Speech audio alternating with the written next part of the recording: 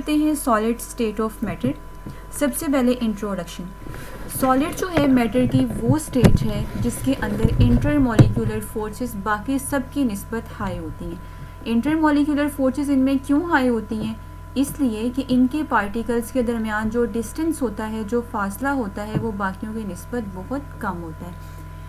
Solids है वह इनके एक प्रॉपर शेप होती है, प्रॉपर इनका वॉल्यूम होता है, हाई डेंसिटी होती है, यानी बाकी स्टेट्स ऑफ मैटर की निस्बत इनकी जो डेंसिटी होती है वो हाई होती है। डेंसिटी हाई इसलिए होती है कि डेंसिटी होती है मैस बाय वॉल्यूम। एक तो इनका मैस जो है वो कम्पैक्ट होता है, दूसरा इनका वॉल्यूम कम होता है। वॉल्यूम कम होगा तो डेंसिटी क्या हो जाएगी? हाई हो जाएगी। रिजिड होते हैं, सख्त होते हैं, कंप्रेसिबिलिटी इनकी नहीं होती, आप इनको कंप्रेस नहीं कर सकते यूजुअली, और इनकी जो शेप होती है मखसूस होती है। अब आपके पास एक सॉलिड चीज़ है, आप उठा के उसको छत पे रख दें, नीचे रख दें, उसके शेप पे कोई इफ़ेक्ट नहीं होगा। इनका मैस, इनका वॉल्यूम मखसूस होता है, डेफिनेट होता है। सॉलिड्स बेसिकली दो तरह के होते हैं, एक होते हैं क्रिस्टलाइन सॉलिड और दूसरे होते हैं अमॉर्फस सॉलिड। क्रिस्टलाइन सॉलिड्स वो होते हैं जिनमें प्रॉपर अरेंजमेंट होती है, इसमें एटम, आयन या मॉलिक्यूल एक ख़ास तरतीब के साथ जुड़े होते हैं। एमॉर्फस वो होते हैं जिनमें प्रॉपर अरेंजमेंट नहीं होती, या अगर होती भी है तो बहुत थोड़े से मॉलिक्यूल अरेंज होते हैं, उसके बाद फिर रैंडम, फिर थोड़े से अरेंज हैं, फिर रैंडम। तो यहाँ पे एक वर्ड आता है क्रिस्टलाइट्स। ये अक्सर इंटरव्यूज़ में पूछ लिया जाता है कि क्रिस्टलाइन में और क्रिस्टलाइट में क्या फ़र्क है। तो क्रिस्टलाइन तो वो हैं जिनमें एक प्रॉपर लॉन्ग ऑर्डर अरेंजमेंट होती है या लॉन्ग रेंज अरेंजमेंट होती है, लेकिन जो इमॉर्फस सॉलिड्स होते हैं उनमें कहीं कहीं अगर थोड़ी बहुत अरेंजमेंट प्रेजेंट है तो वो पार्ट जहाँ पे अरेंजमेंट होती है उसे कहा जाता है क्रिस्टलाइट। जो क्रिस्टलाइन सॉलिड्स होते हैं ये बने होते हैं, इनके अंदर प्रेजेंट होते हैं क्रिस्टल लैटिस, और उस क्रिस्टल लैटिस का जो बेसिक पॉइंट होता है, जो बेसिक चीज़ होती है वो होती है यूनिट सेल। आप यूँ समझ लें कि एक कमरा बनाया है आपने, तो वो जो ईंटों से मिलके बना है, अब वो जो एक पूरा कमरा है वो आपका एक क्रिस्टल लैटिस है, और उसकी जो एक ईंट है वो आपका यूनिट सेल है।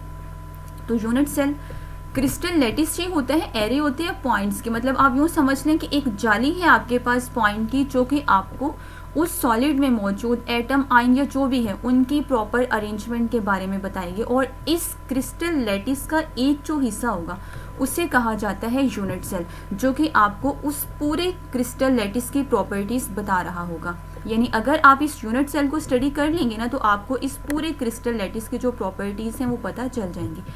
इस क्रिस्टल लैटिस के अंदर वो स्पेसिफिक पॉइंट्स जहाँ पे एटम है या आयन्स हैं या मॉलिक्यूल है जिनसे कंपोज्ड वो आपका स्ट्रक्चर है, आपका क्रिस्टल लैटिस है, आपका सॉलिड है, उन पॉइंट्स को जहाँ पे ये एटम या आयन्स प्रेजेंट होते हैं उन्हें कहा जाता है लैटिस पॉइंट। ये भी अक्सर पूछ लिया जाता है कि लैटिस पॉइंट्स क्या हैं। तो क्रिस्टल लैटिस के अंदर वो मखसूस जगहें जहाँ पे एटम, आयन्स या मॉलिक्यूल प्रेजेंट होते हैं उन्हें कहा जाता है लैटिस पॉइंट। उसके बाद बात करें क्रिस्टलाइन सॉलिड्स की, तो क्रिस्टलाइन सॉलिड्स जैसे अभी हमने ऊपर कहा कि वो होते हैं जिनके अंदर एटम्स या मॉलिक्यूल या आयन, ये डिपेंड करता है कि आपका सॉलिड कौन सा है, क्योंकि सॉलिड आयोनिक भी होते हैं, कोवेलेंट सॉलिड्स भी होते हैं, मॉलिक्यूलर सॉलिड्स भी होते हैं, मेटेलिक भी होते हैं। तो जिससे भी आपका जो सॉलिड है वो कंपोज्ड है, वो एटम है, आयन है, मॉलिक्यूल है, जब वो एक प्रॉपर तरतीब के साथ एक रेगुलर पैटर्न में जुड़े होंगे तो उन सॉलिड्स को कहा जाता है क्रिस्टलाइन सॉलिड। ये क्रिस्टल लैटिस की फॉर्म में एग्जिस्ट करते हैं, जिन इनकी प्रॉपर जियोमेट्रिकल शेप होती है, प्रॉपर एजेस, फेसेस, एंगल्स होते हैं इनके, डेफिनेट और sharp melting and boiling points होते हैं इनके, एन आइसोट्रॉपिक होते हैं। आइसोट्रॉपी एंड एनाइसोट्रॉपी में थोड़ा सा डिफरेंस है। आइसो का मतलब होता है सेम, ट्रॉपिक मतलब डायरेक्शन। तो आइसोट्रॉपिक प्रॉपर्टीज़ वो होती हैं जो सेम रहती हैं, वो डायरेक्शन पे डिपेंड नहीं करती, लेकिन एनाइसोट्रॉपिक प्रॉपर्टीज़ वो होती हैं जो डायरेक्शन के लिहाज से वेरी करती हैं, डायरेक्शन के लिहाज से चेंज होती हैं। जैसे आपके पास अगर है फॉर एग्जांपल ग्रेफाइट और वो पैरेलल लेयर्स की फॉर्म में है तो उसमें इलेक्ट्रॉन्स को फ्लो करने में ज़रा ज़्यादा इजीनेस होती है, तो वहाँ पे कंडक्टिविटी या कंडक्टेंस जो है वो बढ़ जाएगी। लेकिन अगर परपेंडिकुलर इलेक्ट्रॉन को फ्लो करना पड़े तो वो ज़रा डिफ़िकल्ट हो जाएगा, तो वो जो उनकी कंडक्टेंस है वो कम हो जाएगी। इस तरह से ये जब कंडक्टिविटी यहाँ पे एक एनाइसोट्रॉपिक प्रॉपर्टी है जो कि डायरेक्शन के लिहाज से वेरी कर रही है। इनकी ज्योमेट्री जो होती है वो मखसूस होती है, और बड़ी इंपॉर्टेंट जो इनकी करेक्टरिस्टिक होती है वो होती है कि ये एक्सरे डाइफ्रैक्शन बैंड प्रोड्यूस करते हैं। एक्सरे डाइफ्रैक्शन जो है वो क्रिस्टलाइन सॉलिड को एनालाइज करने की एक बहुत फेमस टेक्निक है कि अगर आपने क्रिस्टलाइन सॉलिड के इंटरनल स्ट्रक्चर को देखना है तो हम उसका एक्सरे एनालिसिस परफॉर्म करते हैं, उसे XRD टेक्निक भी कहा जाता है, एक्सरे डाइफ्रैक्शन टेक्निक। तो जब आप इनके ऊपर एक्सरेज अप्लाई करते हैं ये प्रॉपर आपको एक पैटर्न प्रोड्यूस करके देते हैं जो कि इनके इंटरनल स्ट्रक्चर को प्रेडिक्ट कर रहा होता है, वो आगे हम देखेंगे भी। तो जो क्रिस्टलाइन सॉलिड्स होते हैं ये proper X ray diffraction bands produce करते हैं। जितने भी ये सॉलिड्स हैं, sodium chloride, caesium chloride etcetera, ये सारे क्रिस्टलाइन सॉलिड्स हैं। नेक्स्ट है एनआइसोट्रॉपी। एनआइसोट्रॉपी का मतलब क्या होता है? क्रिस्टलाइन, जैसे अभी हमने ऊपर कहा कि क्रिस्टलाइन सॉलिड्स के अंदर कुछ प्रॉपर्टीज़ ऐसी होती हैं जो डायरेक्शन के लिहाज से वेरी करती हैं, चेंज होती हैं। इन प्रॉपर्टीज़ को कहा जाता है एनआइसोट्रॉपिक प्रॉपर्टीज़। इलेक्ट्रिकल कंडक्टिविटी जो है वो भी कुछ सॉलिड्स शो करते हैं। जैसे अभी हमने ग्रेफाइट की बात की थी कि अगर उसको आप लेयर्स के फॉर्म में अरेंज करें और वो लेयर्स जो हैं वो पैरेलल हैं तो वहाँ पे कंडक्टेंस जो है वो बढ़ जाएगी, परपेंडिकुलर में कम हो जाएगी। मैकेनिकल प्रॉपर्टीज़ भी बहुत सारी होती हैं सॉलिड्स के अंदर, हार्ड होते हैं, कुछ इलास्टिक भी होते हैं, ब्रिटलनेस शो करते हैं। तो ये डिफरेंट प्रॉपर्टीज़ जो हैं वो क्रिस्टलाइन सॉलिड शो करते हैं। इमॉर्फस सॉलिड्स, इमॉर्फस जो है वो ग्रीक वर्ड इमॉर्फ से लिया गया जिसका मतलब होता है शेपलेस। इनमें कोई रेगुलर अरेंजमेंट नहीं होती, तो इनको नॉन क्रिस्टलाइन सॉलिड्स या सुपर कूल्ड लिक्विड्स भी कहा जाता है। सुपर कूल्ड लिक्विड इनको इसलिए कहते हैं कि अगर आपके पास एक क्रिस्टलाइन सॉलिड हो, आप उसको मेल्ट करें, जब आप उसको मेल्ट करेंगे वो लिक्विड फॉर्म में आ जाएगा और लिक्विड फॉर्म में आने के बाद आप उसको सडनली कूल कर दें या उसके सुपर कूलिंग करवाएं, तो वो जो एटम आयन जहाँ जहाँ पे होंगे वो वहीं पे फ्रीज हो जाएंगे। तो उस दौरान उनको अरेंज होने का टाइम नहीं मिलेगा। तो वो जो पहले क्रिस्टलाइन सॉलिड था अब वो इमॉर्फस में कन्वर्ट हो गया। किस तरह से कि आपने उसको मेल्ट करने के बाद उसकी सुपर कूलिंग करवाई। इनके कोई शार्प मेल्टिंग बॉइलिंग पॉइंट नहीं होते, इनकी प्रॉपर्टीज़ डायरेक्शन पर डिपेंड नहीं करती, सेम रहती हैं। तो और इनकी कोई जियोमेट्रिकल प्रॉपर शेप नहीं होती, ना ही ये एक्सरे डाइफ्रैक्शन बैंड प्रोड्यूस करते हैं क्योंकि इनका इंटरनल स्ट्रक्चर कोई प्रॉपर नहीं होता। और गिलास, रबर, प्लास्टिक वगैरह इनके एग्जांपल्स हैं। नेक्स्ट है आइसोमॉर्फिज्म। अगर आप इस वर्ड पे गौर करते हैं तो आइसो का मतलब होता है सेम, मॉर्फोलॉजी मतलब शेप। आइसोमॉर्फिक सब्सटेंसेस वो होती हैं जिसमें सब्सटेंसेस तो डिफरेंट होती हैं लेकिन उनकी जो शेप होती है वो सेम होती है, तो इन्हें हम बोलते हैं आइसोमॉर्फिक सब्सटेंसेस और इस फिनोमेना को बोलते हैं isomorphism. Isomorphism is a similarity in the crystal structure of different compounds. इसमें क्या होता है कि सब्सटेंसेस डिफरेंट हैं, जैसे आपके पास है कैल्शियम कार्बोनेट और सोडियम नाइट्रेट। अब ये दोनों डिफरेंट सब्सटेंसेस हैं लेकिन दोनों ट्राइगोनल शेप में एग्जिस्ट करती हैं, तो ये एक दूसरे के लिए आइसोमॉर्फिक सब्सटेंसेस हैं। इसके लिए कंडीशन ये होती है कि उनकी एटॉमिक रेशो सेम होनी चाहिए। एटॉमिक रेशो का मतलब है कि उस कंपाउंड के अंदर जो एटम्स हैं वो सेम रेशो में अटैच होने चाहिए। जैसे यहाँ पे कैल्शियम 1 है और कार्बन भी 1 है तो 1:1 और ऑक्सीजन कितने हैं 3, तो इसके अंदर क्या रेशो है 1:1:3। इस तरह से अगर सोडियम नाइट्रेट की बात करें तो इसमें भी सोडियम 1 है तो 1 नाइट्रोजन भी 1 है, 1:1 ऑक्सीजन इसमें भी 3 है। तो इन दोनों की एटॉमिक रेशो सेम होनी चाहिए तभी वो आइसोमॉर्फिक बन सकती हैं। लेकिन बाकी इनकी सारी प्रॉपर्टीज़ चाहे वो फिजिकल हैं चाहे वो केमिकल हैं वो डिफरेंट होती हैं। ऑब्वियसली जब सब्सटेंसेस डिफरेंट हैं, कैल्शियम कार्बोनेट एक अलग कंपाउंड है, सोडियम नाइट्रेट एक अलग कंपाउंड है, तो इनकी बाकी सारी physical chemical properties, molar message etcetera सब एक दूसरे से डिफरेंट होता है। सिर्फ इनकी जो शेप होती है वो सेम क्रिस्टल सिस्टम के अंदर आ जाती है, तो ये एक दूसरे के आइसोमॉर्फिज्म या आइसोमॉर्फिक सब्सटेंसेस बन जाती हैं। नेक्स्ट है पोलीमॉर्फिज्म। अगर हम इस वर्ड पे गौर करते हैं तो पोली का मतलब होता है मैनी, मॉर्फोलॉजी वही शेप। तो जब एक सब्सटेंस डिफरेंट फॉर्म्स में एग्जिस्ट करती है तो इसे हम बोलते हैं पोलीमॉर्फिज्म। देखिए आइसोमॉर्फिज्म में हमने कहा था कि सब्सटेंसेस डिफरेंट होती हैं, उनकी शेप सेम होती है, लेकिन यहाँ पे सब्सटेंस एक है, चीज़ आपके पास एक है लेकिन वो डिफरेंट फॉर्म्स में एग्जिस्ट कर रही है, तो ये है पोलीमॉर्फिज्म। जैसे कैल्शियम कार्बोनेट जो है वो ऑर्थोरोम्बिक फॉर्म में भी होता है और हेक्सागोनल फॉर्म में भी होता है। अब सब्सटेंस तो एक ही है, आपके पास केमिकल फार्मूला भी सेम है, कैल्शियम कार्बोनेट है, केमिकल कंपोजिशन सेम है, लेकिन अरेंजमेंट शेप उनकी जो है वो चेंज हो जाती है और ये दो डिफरेंट क्रिस्टल सिस्टम्स में आ रहा है, तो ऐसे सब्सटेंसेस को बोलते हैं पॉलीमॉर्फिक सब्सटेंसेस और इस फिनोमेना को बोलते हैं पोलीमॉर्फिज्म। अब इसमें फिजिकल प्रॉपर्टीज़ तो डिफरेंट हो सकती हैं, लेकिन केमिकल प्रॉपर्टीज़ सेम ही रहेगी, क्योंकि केमिकली तो ये कैल्शियम कार्बोनेट ही है, चाहे वो ऑर्थोरोम्बिक फॉर्म में है चाहे वो हेक्सागोनल फॉर्म में। नेक्स्ट है allotropy. Allotropy being polymorphic substances से मिलती जुलती सी एक चीज़ है कि when an element show polymorphism. अभी इन दोनों का आपको डिफरेंस बताती हूँ कि पॉलीमॉर्फिज्म में और एलोट्रॉपी में फ़र्क क्या होता है। तो जब एक एलिमेंट एक से ज़्यादा फॉर्म्स में एग्जिस्ट करता है तो इसे कहा जाता है एलोट्रॉपी।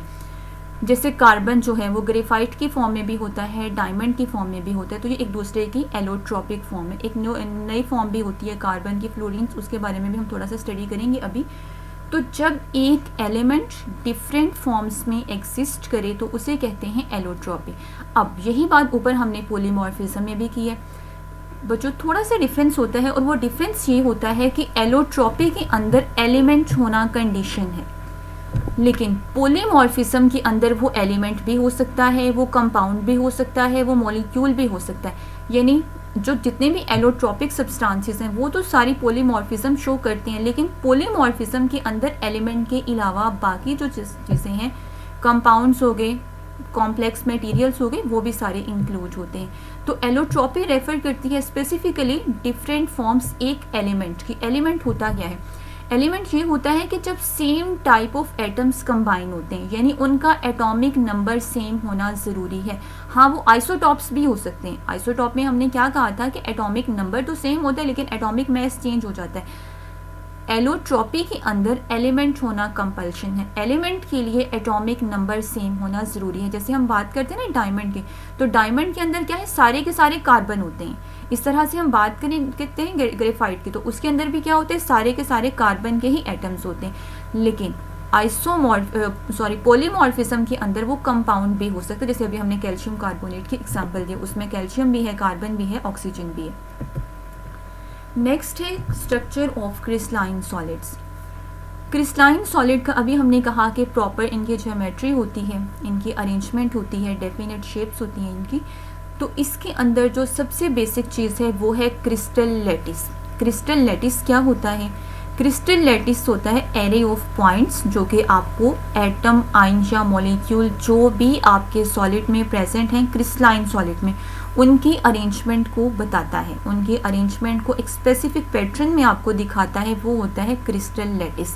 क्रिस्टल लैटिस का जो स्मॉलेस्ट पार्ट होता है वो होता है यूनिट सेल।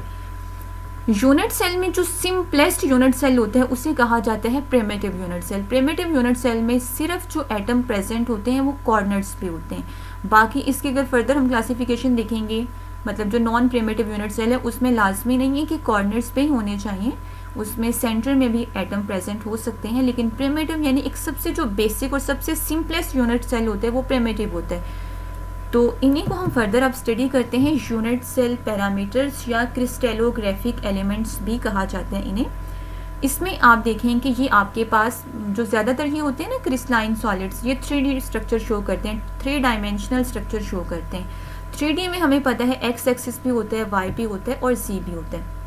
तो एक्स एक्सिस की अलॉन्ग जो लेंथ होती है उसे कहा जाता है ए, वाई एक्सिस के अलॉन्ग जो होती है उसे कहा जाता है पी, और जी एक्सिस के अलॉन्ग जो लेंथ होती है उसे कहा जाता है सी। ये 3 लेंथ्स ए, बी, सी और 3 एंगल्स कौन से? अल्फा, बीटा और गैमा। अल्फा होता है लेंथ बी और सी के दरमियान, सी और ए के दरमियान होता है बीटा, और ए और बी के दरमियान होता है गैमा।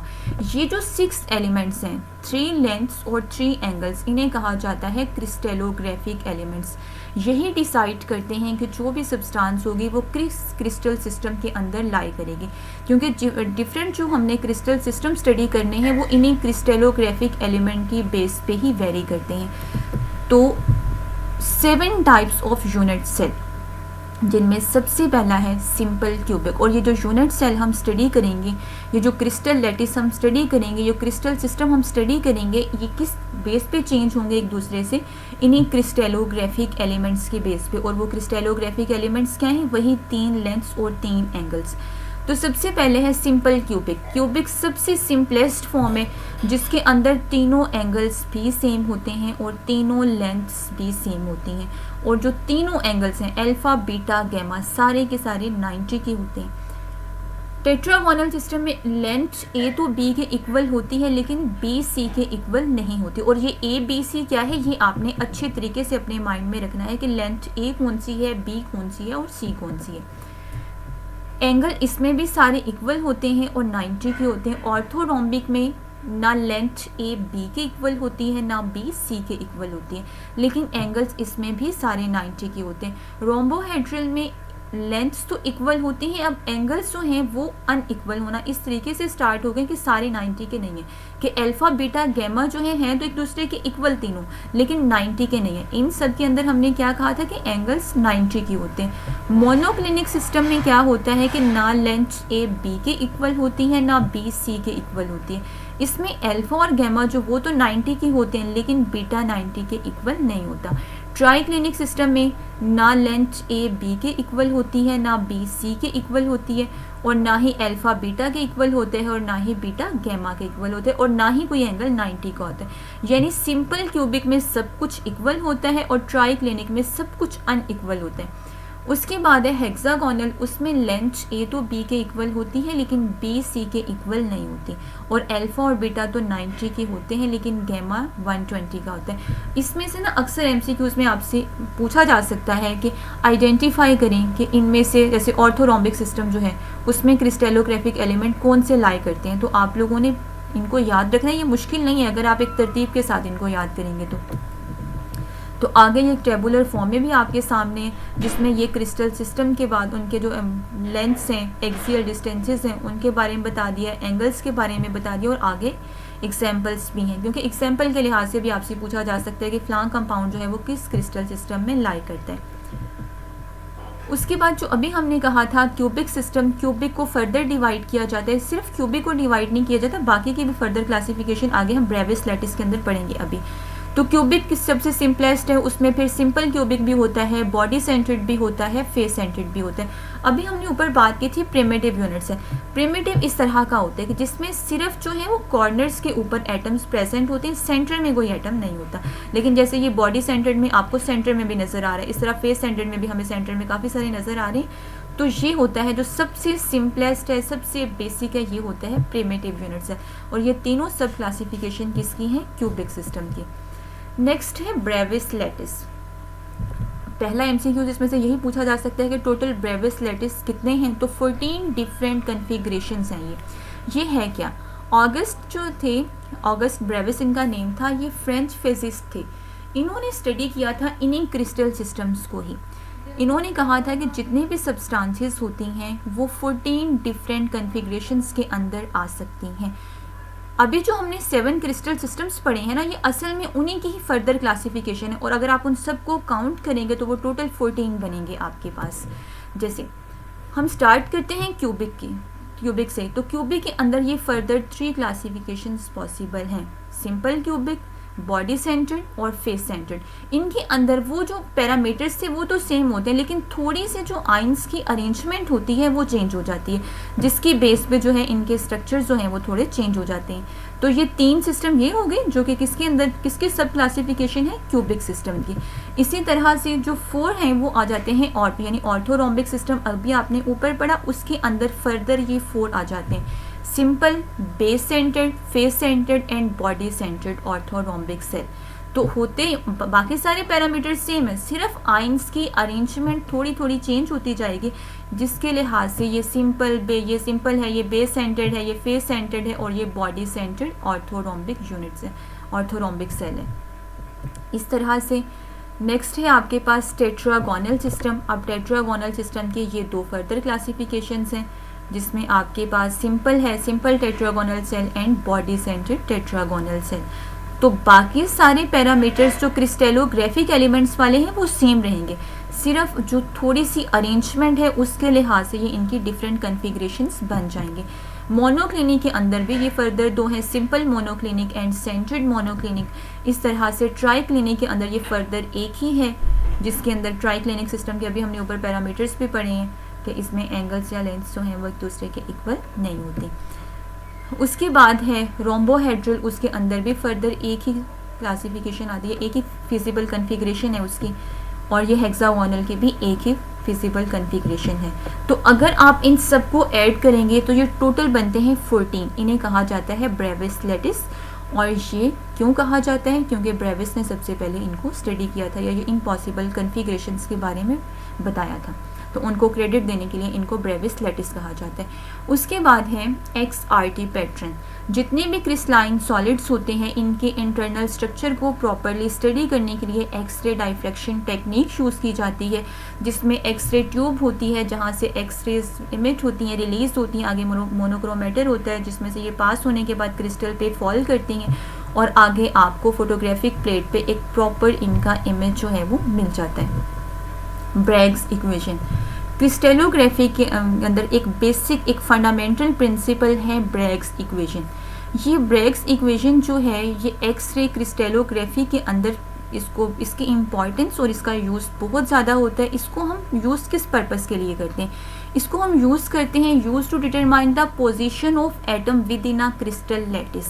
कि आपके पास एक क्रिस्टलाइन सॉलिड है, उसमें क्रिस्टल लैटिस के अंदर जो एटम्स की प्रॉपर पोजीशंस हैं उसको फाइंड करने के लिए, डिटरमाइन करने के लिए यूज़ की जाती है ये equation. It relate the angles of X ray diffraction to the spacing between crystal lattice plane. जो क्रिस्टल लैटिस प्लेन्स होती हैं उनके दरमियान जो स्पेसिंग होती है, जो डिस्टेंस होता है, वो इसके लिए कंपल्सरी होता है। ये इक्वेशन असल में होती है n lambda is equal to 2d sine theta. यहाँ पे n एक इंटीजर होता है जो कि आपको बताता है कि कितनी दफ़ा जो कंस्ट्रक्टिव इंटरफेरेंस इस फेस में हुआ जब आपने एक्स रेज को फॉल करवाया अपने क्रिस्टल के ऊपर। लैम्डा जो है वो एक्स रेज की वेवलेंथ होती है, ये आपको पता होती है क्योंकि आप खुद इनको फॉल करवा रहे होते हैं। 2 वैसे कांस्टेंट नंबर है। डी होती है लाइन स्पेसिंग, जो कि मैं अभी आपको यहाँ से दिखाती हूँ। देखिए ये है आपके पास प्लेन आपके क्रिस्टल सिस्टम के, इस तरह से यहाँ पे सेकंड हो गए, इससे नीचे थर्ड हो गए। तो डी जो होता है वो डिस्टेंस होता है, मतलब यहाँ से लेके, यानी सेकंड प्लेन यहाँ पे लाई कर रही है जहाँ से ये रे जो है वो डाइफ्रैक्ट हुई है, तो यहाँ से लेके यहाँ तक का मतलब एक प्लेन आपकी ये लाइन की मदद से जो शो की हुई है ये है, और सेकंड जहाँ से ये जो रे है वो डाइफ्रैक्ट हुई है, तो इस प्लेन से इस प्लेन तक का जो डिस्टेंस होता है इसे कहा जाता है डी। और थीटा एंगल क्या होता है? एंगल जो प्लेन के साथ एंगल बनता है इनका, मतलब ये वाला जो एंगल है प्लेन और इस रे, अब ये जो रे जो आप इंसिडेंट करवा होती है, इंसिडेंट रे, और फिर वो जो यहाँ से रिफ्लेक्ट होती है, तो आप इंसिडेंट का अगर लें तो ये वाला एंगल बनेगा, रिफ्लेक्टेड रे का एंगल लें तो वो किस तरह से, ये प्लेन है और इस और जो रे रिफ्लेक्ट हुई है उसके दरमियान जो एंगल होता है इसे कहा जाता है थीटा। तो ब्रैग्स इक्वेशन क्या है? n lambda is equal to 2d sine theta. अब पहले तो ये इक्वेशन एज इट इज़ भी याद रखनी है कि पूछा जा सकता है कि इसमें आइडेंटिफाई करें ब्रैग्स इक्वेशन है क्या। फिर n यहाँ पे क्या है? n इंटीजर होता है जो कि रिप्रेजेंट करता है order of the x-ray diffraction, यानी नंबर ऑफ टाइम्स आपको बताता है जिसमें इंसिडेंट रे ने कंस्ट्रक्टिव इंटरफेरेंस किया किसके साथ? क्रिस्टल लैटिस प्लेन के साथ। और ये जो कंस्ट्रक्टिव इंटरफेरेंस होता है इसी के रिजल्ट में ही पैटर्न आपको मिलता है, और यही कंफर्म करता है कि कहाँ कहाँ पे एटम या आयन हमारे क्रिस्टल में मौजूद हैं। This equation is named after sir William Henry Bragg, इनका नेम था जिन्होंने इस इक्वेशन को दिया था। 1913 में ये फॉर्मुलेट हुई थी। ये इक्वेशन होती क्या है? इसमें n क्या है? इंटीजर है जो कि कंस्ट्रक्टिव इंटरफेरेंस शो करता है। d होती है spacing between crystal lattice plane, कि जो क्रिस्टल लैटिस प्लेन है उनके दरमियान जो स्पेसिंग होती है, डिस्टेंस होता है, वो d होता है। थीटा एंगल होता है, angle of incidence between the incident x-ray beam and the crystal lattice plane. तो अगर ये थीटा आपको वहाँ से पता चल जाएगा, आप एंगल फाइंड कर लेंगे। लैम्डा आपको वैसे पता होगा, n भी आपको वो पैटर्न देख के अंदाज़ा हो जाएगा कि कितनी दफ़ा कंस्ट्रक्टिव इंटरफेरेंस हुआ है। तो यहाँ से d जो लाइन स्पेसिंग है, जो प्लेन्स के दरमियान स्पेसिंग है, वो बड़ी फिर इजीली हम कैलकुलेट कर सकते हैं। तो ये इसके डायग्राम से भी आप देख सकते हैं कि आपने एक्सरे फॉल करवाई, वो रिफ्लेक्ट हो गई। अब सेकंड प्लेन यहाँ पे मतलब ऐसा होगा कि जब आप एक्सरेज फॉल करवाएंगे, कुछ जो हैं वो सरफेस से रिफ्लेक्ट हो जाएंगी, कुछ एब्जॉर्ब होंगी, वो कुछ मज़ीद फर्दर एंगल पे रिफ्लेक्ट होंगे, इस तरह से कुछ इससे भी मतलब मज़ीद एब्जॉर्बशन जिनकी हुई है वो इसके बाद रिफ्लेक्ट बैक होंगे। तो यहाँ से हम क्या कैलकुलेट कर सकते हैं, यहाँ से हमें इन लाइंस के दरमियान, इन प्लेन्स के दरमियान जो स्पेसिंग है, जो डी है, उसका आइडिया हो जाता है by using Bragg's equation. Diffraction peak when x-rays interact with the crystal lattice, कि जब आपने अपने क्रिस्टल लैटिस के ऊपर एक्स रे को फॉल करवाया तो उसका कंस्ट्रक्टिव इंटरफेरेंस होना ज़रूरी है, क्योंकि जो पैटर्न आपको मिलेगा उस पैटर्न में कंस्ट्रक्टिव इंटरफेस वाली जगह, जहाँ जहाँ पे कंस्ट्रक्टिव इंटरफेरेंस हुआ होगा वहीं पे आपको पीक नज़र आएगी। कंस्ट्रक्टिव और डिस्ट्रक्टिव इंटरफेरेंस दो तरह का होता है। कंस्ट्रक्टिव ऐसा होता है कि जिसमें दोनों रेस एक दूसरे को रीइंफोर्स करती हैं, मतलब एक का क्रस्ट दूसरे के क्रस्ट में ऐड होकर एम्पलीट्यूड को बढ़ा देता है, और डिस्ट्रक्टिव जहाँ से वो एक दूसरे को रीइंफोर्स नहीं करती बल्कि एक दूसरे के इफेक्ट को न्यूट्रलाइज करती हैं, वहाँ पे एम्पलीट्यूड इंटेंसिटी भी कम हो जाती है।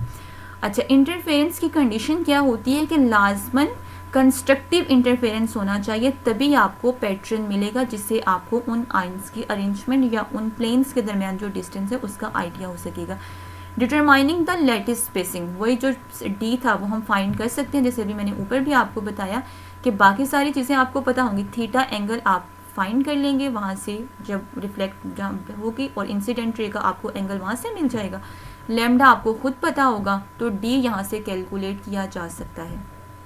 एप्लीकेशन क्या है ब्रैग्स इक्वेशन की? Is widely used in x-ray crystallography to determine the structure of crystalline material. उसमें फिर मिनरल्स हो सकते हैं, मेटल्स हो सकती हैं, बायोलॉजिकल कंपाउंड्स में फिर प्रोटीन्स, डीएनए एटसेट्रा आ सकता है। अब पेपर में क्वेश्चन इस तरह से भी आ सकता है, X ray of wavelength 0.154 nanometre are diffracted from a crystal at an angle, भी उन्होंने आपको बता दिया, एन भी बता दिया। आपने डिस्टेंस फाइंड करना है, तो आप डिस्टेंस फाइंड कर सकते हैं। ब्रैग्स इक्वेशन अभी हमने स्टडी की है, n lambda is equal to 2d sine theta. यहाँ पे एन भी उन्होंने आपको बता दिया, थीटा भी बता दिया, लैम्डा भी, और लैम्डा नैनोमीटर में है। पहले आपने इसको पिकोमीटर में कन्वर्ट कर लेना है, क्योंकि उन्होंने आपसे आंसर जो मांगा है वो पिकोमीटर में। बस ये छोटी सी ट्रिक होती है आपके न्यूमेरिकल्स में, वरना न्यूमेरिकल बड़े सिंपल होते हैं कि अगर आप डायरेक्टली वैल्यूज पुट करते रहते तो वो आंसर आपके एमसीक्यूज वाला नहीं आना था, तो इससे इंसान परेशान हो जाते हैं कि अब क्या होगा इसमें। तो इस तरह के जो छोटे छोटे पॉइंट्स होते हैं उन पर आप लोग फोकस किया करें। तो यहाँ से हमने डी फाइंड करना है, इस इक्वेशन को रीअरेंज कर लें, 2 साइन थीटा यहाँ पे मल्टीप्लाई हो रहा है, उधर जाके डिवाइड होगा, सबकी वैल्यूज पुट करेंगे तो यहाँ से आपके पास आंसर आ जाएगा। नेक्स्ट है टाइप्स ऑफ क्रिस्टल्स। सबसे पहले हैं आयोनिक क्रिस्टल्स। आयोनिक क्रिस्टल नाम से पता चल रहा है जिनमें आयोनिक बॉन्ड होता है। Lattice point occupied by cations and anions. और आयोनिक बॉन्ड किस में होता है? कैटाइंस और एनाइंस के दरमियान। इनमें स्ट्रॉन्ग इलेक्ट्रोस्टैटिक अट्रैक्शन होता है, ये हार्ड होते हैं, ब्रिटल होते हैं, हाई मेल्टिंग बॉइलिंग पॉइंट होते हैं। नॉर्मल फॉर्म में, मतलब अगर ये सॉलिड फॉर्म में है तो ये कंडक्टर्स नहीं होते, ना हीट के ना इलेक्ट्रिसिटी के। हाँ, अगर आप इनको आयोनाइज करते हैं या एक्वस फॉर्म में लेके आते हैं तब ये कंडक्टेंस शो करते हैं। कंडक्टेंस के लिए बिजली इलेक्ट्रिसिटी के पास होने के लिए कंडीशन होती है कि या तो उसके पास आयंस होने चाहिए या उनके पास फ्री इलेक्ट्रॉन्स होने चाहिए। नेक्स्ट है आपके पास कोवेलेंट सॉलिड्स। कोवेलेंट सॉलिड जिनमें कोवेलेंट मतलब एटम्स के दरमियान कोवेलेंट बॉन्ड होता है, इनके अंदर ये भी हार्ड होते हैं, इनके भी हाई मेल्टिंग बॉइलिंग पॉइंट होते हैं, लेकिन नॉर्मली इनके भी कंडक्टर नहीं होते हीट एंड इलेक्ट्रिसिटी के। हाँ, उस सूरत में कि अगर फ्री इलेक्ट्रॉन्स अवेलेबल हैं तो तब ये कंडक्टेंस शो कर सकते हैं। जैसे कोवेलेंट सॉलिड्स में ग्रेफाइट जो है वो कंडक्टेंस शो करता है। इसमें ये आप देख सकते हैं डायमंड है, ग्रेफाइट है, और ग्रेफाइट का स्ट्रक्चर लेयर्ड होता है और उसमें जो स्पेसिंग वगैरह होती है लाइंस के दरमियान, वैसे वो आगे पढ़ना भी है हमने डायमंड के बारे में। Structure of diamond. अब डायमंड क्या है? डायमंड एक कोवेलेंट सॉलिड है, तो फेस सेंटेड क्यूबिक टाइप होती है, इसकी टेट्राहेड्रल शेप होती है, carbon carbon bond length 1.34 angstrom होती है। रिफ्रैक्टिव इंडेक्स जो है वो भी आपने याद रखना है, एमसीक्यूज में पूछा जा सकता है। लास्ट टाइम जो पेपर हमने दिया तो उसमें शायद सल्फ्यूरिक एसिड का उन्होंने कुछ डेंसिटी या ग्रेविटी, स्पेसिफिक ग्रेविटी पूछी हुई थी। तो high dispersive power of light होती है इनकी। Non conductor of electricity. Diamond जो है वो कंडक्टर नहीं होता, क्योंकि डायमंड में कार्बन के वैलेंस शेल में जो चारों इलेक्ट्रॉन्स होते हैं वो फर्दर बॉन्डिंग में यूज़ हो जाते हैं, यानी हर कार्बन मजीद 4 कार्बन के साथ अटैच होता है, इसलिए तो टेट्राहेड्रल स्ट्रक्चर बनता है इसका, ठीक है। और नॉन कंडक्टर होते हैं क्योंकि फ्री इलेक्ट्रॉन अवेलेबल नहीं होते। प्रॉपर 3D नेटवर्क होता है, बहुत हार्ड होता है, इतना हार्ड कि आप एब्रेसिव पर्पसेस के लिए इनको यूज़ करते हैं। एब्रेसिव का मतलब होता है ये खुरचने वगैरह के लिए, मतलब बड़ा हार्ड होता है, यहाँ से आप अंदाज़ा लगा लें, इसलिए इसको एब्रेसिव पर्पसेस के लिए यूज़ किया जाता है। तो नेक्स्ट है आपके पास 3D structure of diamond. Graphite जो कि सेकंड फॉर्म भी है, एलोट्रॉपिक फॉर्म भी कार्बन की, और ये भी एक कोवेलेंट सॉलिड है। ये बहुत सॉफ्ट होता है। अब डायमंड देखें कितना हार्ड होता है और ये बहुत सॉफ्ट होता है। इसका 2D स्ट्रक्चर होते हैं और लेयर्ड होता है। और कार्बन कार्बन बॉन्ड लेंथ जो इसमें होती है 1.45 एंगस्ट्रम होती है। इंटर लेयर डिस्टेंस इसका स्ट्रक्चर अभी हमने कहा कि लेयर्ड होता है, और लेयर के दरमियान जो डिस्टेंस होता है वो होता है 3.54 एंगस्ट्रम। स्लाइडिंग नेचर होती है कि लेयर्स एक दूसरे के ऊपर स्लाइड कर सकती हैं। इसमें sp2 हाइब्रिडाइजेशन होती है और डायमंड में sp3 होती है। तो sp2 हाइब्रिडाइजेशन होती है, एक इलेक्ट्रॉन जो है वो पार्टिसिपेट नहीं करता बॉन्डिंग में, इसलिए वो इलेक्ट्रॉन फ्रीली अवेलेबल होता है, इसीलिए इनमें कंडक्टेंस भी होती है। इसकी स्पेसिफिक ग्रेविटी 2.2 होती है। इलेक्ट्रिकली ये कंडक्टर होता है क्योंकि इसमें इलेक्ट्रॉन अवेलेबल होता है मूवमेंट के लिए। मेटेलिक लस्टर भी शो करता है और इसकी लुब्रिकेशन पावर जो होती है वो भी अच्छी होती है। फ्लोरीन्स ये जो है एक नई फॉर्म है और कार्बन की ही एलोट्रॉपिक फॉर्म है। इसका स्ट्रक्चर ये आप लोग अपने माइंड में रखिएगा। ये बिल्कुल एक फुटबॉल की तरह का आपको नज़र आ रहा है, जिसमें डिफरेंट पेंटागॉन्स और हेक्सागॉन्स होते हैं, यानी इसमें रिंग्स होते हैं। पेंटागॉन्स 5 कॉर्नर वाले भी और 6 वाले भी, हेक्सागॉन्स भी। तो फ्लोरीन्स होते क्या हैं? ये बड़ी न्यूएस्ट और रिसेंटली डिस्कवर्ड फॉर्म भी है। 1985 में ये डिस्कवर हुई। इसके अंदर होते हैं कार्बन 60। डिफरेंट फॉर्म्स में ये एग्जिस्ट करते हैं। स्फेरिकल, एलिप्सॉइड भी होते हैं, सिलेंड्रिकल भी होते हैं, जिसमें dozens of carbon atom present है। अभी हमने कहा कि 60 होते हैं, तो खुद अंदाजा लगाने कि कितने सारे हैं। उसके बाद है 3 टाइप्स में मेनली ये प्रेजेंट होते हैं। स्फेरिकल भी होते हैं, सिलेंड्रिकल भी होते हैं और प्लेनर भी होते हैं। स्फेरिकल बकी बॉल्स जो होती है उन फॉर्म में, सिलेंड्रिकल नैनो ट्यूब्स वगैरह की फॉर्म में, या प्लेनर स्ट्रक्चर्स भी होते हैं इनके। फ्लोरीन के स्ट्रक्चर की बात करें तो 60 कार्बन जो हैं वो डिफरेंट पेंटागॉन्स और हेक्सागॉन्स की फॉर्म में अरेंज्ड होते हैं। 7 एंगस्ट्रम इनका डायामीटर होता है, जैसे अभी हमने कहा था ऊपर के फुटबॉल की तरह का इनका स्ट्रक्चर होता है, जिसमें 20 जो रिंग्स होती हैं वो 6 मेंबर्ड होती हैं और 12 जो होती हैं वो 5 मेंबर्ड होती हैं। तो ये बड़ा एक स्पेसिफिक तरीके से इन्होंने एक दूसरे को सराउंड किया होता है। Each pentagon is surrounded by 5 hexagon, यानी एक पेंटागॉन के गिर्द 5 जो होते हैं वो हेक्सागॉन्स होते हैं। इस तरह से कोई भी 2 पेंटागॉन एडजेसेंट नहीं होते क्योंकि दरमियान में हेक्सागॉन्स आ जाते हैं। तो ये बड़ी एक प्रॉपर इनकी अरेंजमेंट होती है। इसमें भी कार्बन sp2 हाइब्रिडाइज्ड होता है। ये फोटो रेजिस्टेंट होते हैं। इसी तरह से ये सुपर कंडक्टर्स को बनाने में यूज़ किया जाता है। इनको ऑप्टिकल डिवाइसेस में, चार्ज कैरियर के तौर पे बैटरीज में। तो ये बड़ी इमर्जिंग से एक एलोट्रॉपिक फॉर्म है कार्बन की। नेक्स्ट है molecular solids. Lattice point occupied by molecule. इसमें जो होते हैं, अभी हमने आयोनिक में कहा कि जो लेटिस पॉइंट होते हैं वहाँ पे आयंस प्रेजेंट होते हैं आयोनिक सॉलिड्स में। कोवेलेंट में एटम्स होते हैं कि क्योंकि कोवेलेंट बॉन्ड जो है वो डिफरेंट एटम्स के दरमियान होते हैं। मॉलिक्यूलर में मॉलिक्यूल्स होते हैं क्योंकि मॉलिक्यूलर सॉलिड्स जो हैं वो हम इंट्रा मॉलिक्यूलर फोर्सेस की बेस पे नहीं देख रहे। आयोनिक में क्या था? आयोनिक बॉन्ड जो कि एक इंट्रा मॉलिक्यूलर फोर्स थी। कोवेलेंट में क्या था? कोवेलेंट बॉन्ड जो कि एक इंट्रा मॉलिक्यूलर फोर्स थी। मॉलिक्यूलर सॉलिड में डिफरेंट मॉलिक्यूल्स के दरमियान जो अट्रैक्शन होता है और मॉलिक्यूल्स के दरमियान जो अट्रैक्शन होते हैं वो इंटर मॉलिक्यूलर फोर्स होती है, इंट्रा नहीं होती। तो इसमें जो लेटिस पॉइंट्स, अब चूँकि ये मॉलिक्यूल्स के इससे कंपोस्ट है, मॉलिक्यूल से मिलके बने, तो इनमें लेटिस पॉइंट्स पे मॉलिक्यूल्स प्रेजेंट होते हैं। और मॉलिक्यूल्स के दरमियान इंटर मॉलिक्यूलर फोर्सेस होती हैं जो कि कंपैरेटिवली काफ़ी वीक होती हैं इंट्रा के मुकाबले में, इसलिए ये सॉफ्ट भी होते हैं, लो मेल्टिंग बॉइलिंग पॉइंट भी होते हैं और हीट एंड इलेक्ट्रिसिटी के बहुत ही पुअर कंडक्टर भी होते हैं, मतलब ना होने के बराबर होती है इनमें भी कंडक्टेंस। उसके बाद है मेटेलिक क्रिस्टल्स होते हैं, नाम से पता चल रहा है मेनली मेटल्स में जो मेटेलिक सॉलिड्स होते हैं। तो लेटिस पॉइंट में मेटल के एटम होते हैं यहाँ पे, और मेटेलिक बॉन्ड हमने कहा था कि ख़ास किस्म का बॉन्ड होता है जिसमें मेटल अपने वैलेंस इलेक्ट्रॉन दे देते हैं। वो इलेक्ट्रॉन भी चूँकि उसी शीट के अंदर प्रेजेंट होते हैं, फिर उनको डिफरेंट न्यूक्लियर अट्रैक्ट करने लगते हैं। इसके रिजल्ट में जो बॉन्ड बनता है उसे हमने कहा था मेटेलिक बॉन्ड।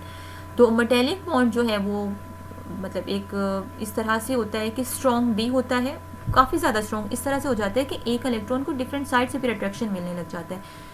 तो इनके अंदर मेटेलिक बॉन्ड होता है। सॉफ्ट टू हार्ड, अब मेटेलिक बॉन्ड यूजुअली बहुत स्ट्रॉन्ग होता है तो तब उस केस में ये बहुत हार्ड होते हैं। लेकिन अगर मतलब अरेंजमेंट इनकी कुछ इस तरीके से हो गई जिसमें बॉन्डिंग प्रॉपरली नहीं हो रही तो तब उस केस में ये सॉफ्ट भी होते हैं। जब सॉफ्ट होंगे तो इनके मेल्टिंग बॉइलिंग पॉइंट भी लो होंगे, लेकिन जब ये हार्ड होंगे, जब इनमें फोर्सेस ज़्यादा स्ट्रॉन्ग हो जाएंगे, मेटेलिक बॉन्ड बहुत एक कम्पैक्ट तरीके से बनेगा, तब इनके मेल्टिंग बॉइलिंग पॉइंट भी हाई हो जाएंगे। इनमें चूंकि इलेक्ट्रॉन्स अवेलेबल होते हैं मूवमेंट के लिए तो ये एक अच्छे कंडक्टर होते हैं हीट और इलेक्ट्रिसिटी के। ये है क्रिस्टल स्ट्रक्चर्स ऑफ मेटल। तो ये कलर के लिहाज से थोड़ा सा आपको डिपिक्शन यहाँ से मिल जाएगी। जैसे ये जो ब्लू कलर में मेटल्स आपको नज़र आ रही हैं, इनका जो स्ट्रक्चर होता है, ये जिस सिस्टम में ये लाई करती हैं वो होते हैं बॉडी सेंटर्ड क्यूबिक। इस तरह से ये जो इस कलर में हैं वो हेक्सागोनल शेप में होंगी, जो इस कलर में है वो फेस सेंटर्ड क्यूबिक उसमें होंगी सिस्टम के अंदर या कॉन्फ़िगरेशन के अंदर। तो ये थी आपके पास डिफरेंट क्रिस्टल्स की फॉर्म। अब ये उनका एक फ्लो मतलब चार्ट की फॉर्म में एनालिसिस है। ये सारी वही प्रॉपर्टीज़ हैं जो हम ऊपर स्टडी कर सकें। तो यहाँ से एक मतलब अगर आप उनको एक दूसरे के साथ कंपेयर करना चाहें तो यहाँ से भी आप उनको देख सकते हैं। नेक्स्ट है इमॉर्फस सॉलिड। इमॉर्फस सॉलिड्स वो होते हैं जिनमें प्रॉपर अरेंजमेंट नहीं होती। जैसे आपके पास है क्रिस्टलाइन क्वार्ट्ज। अब ये क्वार्ट्ज जो है सेंट जो थी ये एक प्रॉपर क्रिस्टलाइन फॉर्म में थी। जब आपने इसको गिलास में कन्वर्ट किया तो बिल्कुल वैसे जैसे अभी हम ऊपर कह रहे थे कि सुपर कूल्ड लिक्विड्स भी हम इनको कहते हैं। आपने इसको फ्यूज़ आपने इसको मेल्ट किया, मेल्ट करने के बाद आपने इसकी सडन कूलिंग करवाई। कूलिंग करवाने के बाद अब ये फिर क्रिस्टलाइन फॉर्म में नहीं आएगा, नॉन क्रिस्टलाइन फॉर्म में ही ये फ्रीज हो जाएगा। तो ये अब जो गिलास बना है, पहले देखें ये एक क्रिस्टलाइन सॉलिड था, लेकिन अब ये इमॉर्फस में कन्वर्ट हो गया जिसमें प्रॉपर अरेंजमेंट नहीं रहती। नेक्स्ट है व्हाट इज़ पैकिंग एफिशिएंसी। ये थोड़ा गौर से आपने सुनना है क्योंकि इसमें से भी एमसीक्यूज आ जाता है। Percentage of constituent particles that occupy total space in unit cell, कि एक यूनिट सेल के अंदर जो भी कंस्टिट्यूएंट होते हैं, जो भी अज्जा होते हैं, वो जो स्पेस लेते हैं वो उनकी पैकिंग एफिशिएंसी डिटरमाइन करती है, उनके बारे में आइडिया प्रोवाइड करती है। आम तौर पे हेक्सागोनल पैकिंग जो है इसको बहुत एफिशिएंट कंसीडर किया जाता है।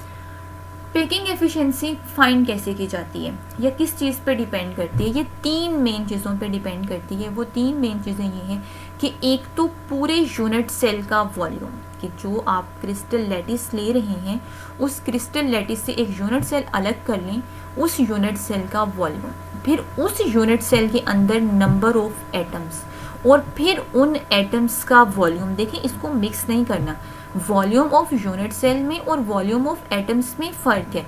यूनिट सेल जो है उसके अंदर तो स्पेसिफिक लैटिस पॉइंट्स होंगे ना, जहाँ जहाँ पे एटम्स प्रेजेंट होंगे, उसमें तो कुछ फ्री स्पेसेस भी होती हैं। लेकिन एटम का जब हमने वॉल्यूम देखना है तो उसमें जस्ट जो एटम ने एक्चुअल में वॉल्यूम ऑक्यूपाई किया तो उसको कंसीडर किया जाता है। पैकिंग एफिशिएंसी जो होती है ये हमें उन सॉलिड की बहुत सारी प्रॉपर्टीज़ को डिटरमाइन करने में, उनकी डेंसिटी, उनकी कंसिस्टेंसी, उनकी आइसोट्रॉपिक एंड अनआइसोट्रॉपिक नेचर के बारे में हमें बहुत सारी इंफॉर्मेशन प्रोवाइड कर रही होती है। तो पैकिंग एफिशिएंसी में अगर कोई प्रॉब्लम आ जाए तो फिर उससे इम्परफेक्शन आ जाती है सॉलिड के अंदर, जिससे उनकी कुछ प्रॉपर्टीज़ जो हैं वो चेंज भी हो जाती हैं। इम्परफेक्शन इन सॉलिड की बात करें तो सबसे पहले है इलेक्ट्रॉनिक इम्परफेक्शन। नाम से पता चल रहा है जो कि इलेक्ट्रॉन्स की वजह से राइज होती है इन टेम्परेचर अबव 0 केल्विन। कुछ ऐसे स्पेशल एलिमेंट्स होते हैं जिनके अंदर होता ये है कि अगर आप टेम्परेचर को थोड़ा सा बढ़ाते हैं, जैसे सिलिकॉन और जर्मेनियम जो हैं, अगर इनके आप टेम्परेचर को 0 केल्विन से बढ़ाएंगे तो इनके इलेक्ट्रॉन्स जो हैं, जो कि पहले कोवेलेंट बॉन्ड के अंदर अरेंज्ड थे, वो वहाँ से इलेक्ट्रॉन रिलीज़ होना शुरू हो जाएंगे। मतलब बॉन्ड में से इलेक्ट्रॉन जब रिलीज़ होगा, अब जहाँ से इलेक्ट्रॉन निकला है वहाँ पे होल क्रिएट हो जाएगा, और वो इलेक्ट्रॉन भी चूंकि वहीं पे प्रेजेंट है, मतलब होगा तो उसी क्रिस्टल के अंदर ही रहेगा ना। तो लेकिन अब सॉलिड स्ट्रक्चर में तो इम्परफेक्शन आ गई, तो इस तरह के इम्परफेक्शन को बोलते हैं जो कि इलेक्ट्रॉन की वजह से राइज होती है, और इसमें इलेक्ट्रॉन्स और होल्स प्रेजेंट होते हैं। जहाँ से इलेक्ट्रॉन्स निकलता है वहाँ पे होल क्रिएट हो जाता है, और इलेक्ट्रॉन भी चूँकि वही प्रेजेंट हो उसी सिस्टम के अंदर ही रहता है, तो ये इम्परफेक्शन होती है इलेक्ट्रॉनिक इम्परफेक्शन। इनमें असल में होता ये है कि इलेक्ट्रॉन जो हैं वो एक जो उस एटम के इलेक्ट्रॉन्स होते हैं वो एक ख़ास टेम्परेचर तक तो बॉन्डिंग में पार्टिसिपेट करते हैं, लेकिन जैसे उनको एनर्जी थोड़ी सी ज़्यादा मिलती है वो इलेक्ट्रॉन वहाँ से रिलीज़ हो जाते हैं। पॉइंट इम्परफेक्शन ये होती है कि orderly arrangement of constituent particle is disturb, कि आपके पास एक क्रिस्टलाइन सॉलिड था जिसके अंदर एटम एक ख़ास तरतीब से अरेंज थे, लेकिन फिर उसमें कोई एक एटम जो है उसकी पोजीशन आगे पीछे होगी, इम्परफेक्शन आ जाएगी। इसके अंदर फर्दर जो है स्टोइकियोमेट्रिक डिफेक्ट भी आता है, और स्टोइकियोमेट्री के अंदर फर्दर हम फ्रैंकल एंड शॉर्टकी डिफेक्ट को देखेंगे। स्टोइकियोमेट्रिक डिफेक्ट, अब पहले तो नाम से पता चल रहा है कि स्टोइकियोमेट्री होती क्या है, जिसमें जैसे हमने कहा था ना कि जितने रिएक्टेंट्स उतने प्रोडक्ट भी होने चाहिए, तो इसमें पॉजिटिव एंड नेगेटिव आयन की जो रेशो है वो एक प्रॉपर होनी चाहिए, स्टोइकियोमेट्रिक होनी चाहिए।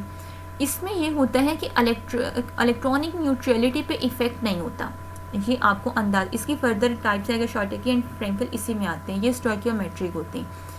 स्टोइकियोमेट्रिक में देखें कि अगर आपके पास एक क्रिस्टलाइन सॉलिड था, उसमें से एक कैटाइन भी मिस हो गया है और एक एनाइन भी मिस हो गया। अब कैटाइन पे चार्ज कौन सा है? पॉजिटिव, उसको बैलेंस कौन किसने करना था? एनाइन ने। तो अब चूंकि कैटाइन मिस हुआ है और एनाइन भी मिस हो चुका है, दोनों मिस हो गए हैं, तो ओवरऑल न्यूट्रलिटी पे तो कोई इफेक्ट नहीं हुआ ना, क्योंकि पॉजिटिव और नेगेटिव चार्जेस तो बराबर ही हैं उसके अंदर फिर भी। लेकिन डेंसिटी पे इफेक्ट होगा, डेंसिटी कम हो जाएगी, जाहिर सी बात है। मैं जब इलेक्ट्रॉन भी निकल गया, इलेक्ट्रॉन भी निकल गया और प्रोटॉन भी, या यूँ कह लें कि कैटाइन भी निकल गया और एनाइन भी निकल गया, इलेक्ट्रॉन प्रोटॉन से ना उसको देखें, तो उससे क्या होगा कि जब आपके पास कैटाइन भी मिस हो गया, एनाइन भी मिस हो गया हो, जब दोनों मिस हो जाएंगे तो ओवरऑल मैस पे इफेक्ट होगा, मैस पे इफेक्ट होगा तो फिर डेंसिटी पे भी इफेक्ट होगा। तो इससे डेंसिटी डिक्रीज हो जाएगी, लेकिन न्यूट्रलिटी पे इफेक्ट नहीं होगा, वो मेंटेन रहेगी। ये आम तौर पे उन कंपाउंड्स में आपको देखने को मिलती है सम टाइम जहाँ पे कोऑर्डिनेशन नंबर हाई होता है। कोऑर्डिनेशन नंबर क्या होता है कि एक कैटाइन को कितने एनाइंस ने सराउंड किया है, वो उसका कोऑर्डिनेशन नंबर है। सेम एक एनाइन के गिर्द कितने कैटाइन मौजूद हैं एक क्रिस्टल सिस्टम के अंदर, एक क्रिस्टल लैटिस के अंदर, वो उसका कोऑर्डिनेशन नंबर होता है। नेक्स्ट है, अब ये शॉर्टकी डिफेक्ट यहाँ से देखें कि यहाँ पे कैटाइन को होना चाहिए था, ये रेड वाले जो है ये कैटाइन है और ब्लू वाले जो है ये एनाइंस है। तो अब यहाँ पे है एनाइन, एनाइन के साथ यहाँ पे कैटाइन को होना चाहिए था, तो यहाँ से कैटाइन मिस हुआ। यहाँ पे रेड के साथ ब्लू एनाइन को होना चाहिए था, यहाँ से एनाइन मिस हुआ। तो अब न्यूट्रलिटी पे तो इफेक्ट नहीं होगा क्योंकि कैटाइन भी मिस हो गया और एनाइन भी, लेकिन डेंसिटी पे इफेक्ट होगा क्योंकि मैस पे इफेक्ट होगा। नेक्स्ट है फ्रैंकल डिफेक्ट। फ्रैंकल में ये होता है कि मिस कुछ नहीं होता, जो एटम्स हैं वो रहते अपने क्रिस्टल सिस्टम के अंदर ही हैं, लेकिन डिसलोकेट हो जाते हैं, उनकी जगह चेंज हो जाती है। जैसे यहाँ पे इस डायग्राम के अंदर आप देखें ना, तो रेड वाले जो कैटाइंस हैं, अब यहाँ पे कैटाइन होना चाहिए था लेकिन यहाँ पे नहीं है, वो कैटाइन यहाँ पहुँचा हुआ है। तो अब है तो उसी क्रिस्टल सिस्टम के अंदर ही, लेकिन उसकी पोजीशन जो है वो डिस्टर्ब हो चुकी है। इस तरह के डिफेक्ट को कहा जाता है Frenkel defect. When ions are dislocated from their original position to the interstitial position. Interstices होती है कि जो दरमियान में ये थोड़ी थोड़ी सी फ्री जगह होती है ना, तो ये वहाँ पे अगर डिसलोकेट मतलब एटम या जो भी आयन था आपका वो डिसलोकेट होके रहेगा उसी के अंदर, लेकिन सिर्फ पोजीशन ऑल्टर हो गई, चेंज हो गई, तो इन्हें कहा जाता है फ्रैंकल डिफेक्ट। ये आम तौर पे वहाँ आपको देखने को मिलता है जहाँ पे कोऑर्डिनेशन नंबर जो है वो लो होता है, ठीक है। जैसे जिंक सल्फाइड है, सिल्वर क्लोराइड है, सिल्वर ब्रोमाइड वगैरह। तो जब ये यहाँ पे भी न्यूट्रलिटी पे इफेक्ट नहीं होगा क्योंकि है तो वो आपके सिस्टम के अंदर ही। डेंसिटी पे भी इफेक्ट नहीं होगा, डेंसिटी पे इसलिए नहीं होगा कि मिस कुछ नहीं हो रहा, मैस पे कोई इफेक्ट नहीं हो रहा। ये थे स्टोइकियोमेट्रिक डिफेक्ट। नेक्स्ट है नॉन स्टोइकियोमेट्रिक पॉइंट डिफेक्ट्स। इसमें आ जाता है metal excess defect due to anion vacancy, या metal excess defect due to interstitial cations, या मेटल डेफिशिएंसी डिफेक्ट। अगर आप फर्स्ट वन देखें, metal excess defect due to anion vacancy. अब देखें आपके पास था एक कंपाउंड जिसमें कैटाइन भी था, एनाइन भी था। अब किसी भी वजह से अगर एनाइन वहाँ से रिमूव हो जाएगा तो मेटल जो पॉजिटिव पार्ट, जो मेटेलिक पार्ट है, वो एक्सेस में हो जाएगा ना। तो इस तरह के डिफेक्ट को कहा जाता है metal excess defect due to anion vacancy. कि एनाइन रिमूव होने से एनाइन की वैकेंसी क्रिएट हो गई है, जिस वजह से मेटल जो है वो एक्सेस में आ गई है। दूसरा होता है metal excess defect due to interstitial cation. Some time ये होता है कि आपके पास एक मेटेलिक सॉलिड है या एक आपके पास क्रिस्टलाइन सॉलिड है, उसको आप लोगों ने क्या किया कि उसमें जैसे जिंक ऑक्साइड को अगर आप हीट करें ना तो ऑक्सीजन यहाँ से रिमूव होना शुरू हो जाएगा। अब अगर ऑक्सीजन रिमूव हुआ तो सिर्फ जिंक रह जाएगा, तो जो दरमियान में इंटरस्टाइसिस तो फ्री खाली जगह प्रेजेंट होगी, जिंक वहाँ पे आके एक्यूमुलेट होना शुरू हो जाएगा। अब यहाँ पे भी मेटल एक्सेस में हो गई है। किस वजह से एक्सेस में आ गई है?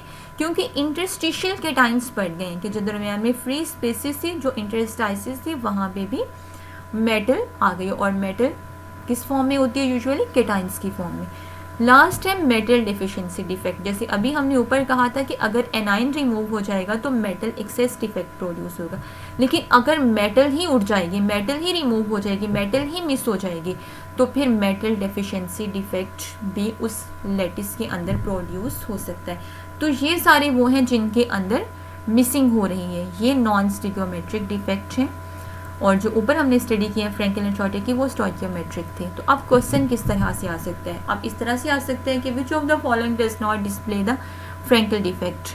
तो इनमें से यानी जिंक सल्फाइड सिल्वर ब्रोमाइड हो गया, आयोडाइड सिल्वर आयोडाइड हो गया, इनमें से जो पोटाशियम क्लोराइड है ये शो नहीं करता फ्रैंकल डिफेक्ट, क्योंकि अभी हमने ऊपर कहा था कि ये आमतौर पे वो कंपाउंड शो करते हैं जिनमें लो कोऑर्डिनेशन नंबर होते हैं, लेकिन KCl के अंदर हाई कोऑर्डिनेशन नंबर होता है, बड़ी एक प्रॉपर अरेंजमेंट होती है, तो ये और बड़ा सिंपल से इसका स्ट्रक्चर होता है, ये आमतौर पे डिफेक्ट शो नहीं करता। या when is Schottky defect observe in a crystal, तो जब कब होता है? जब इक्वल नंबर ऑफ कैटाइंस और एनाइन मिस होते हैं लैटिस से, तब ये डिफेक्ट शो होता है उस क्रिस्टल सिस्टम के अंदर। ठीक है, तो यहाँ पे आपका ये चैप्टर जो कि लास्ट स्टेट ऑफ मैटर भी थी, ये कंप्लीट हो गई है। अब अगर आप लोगों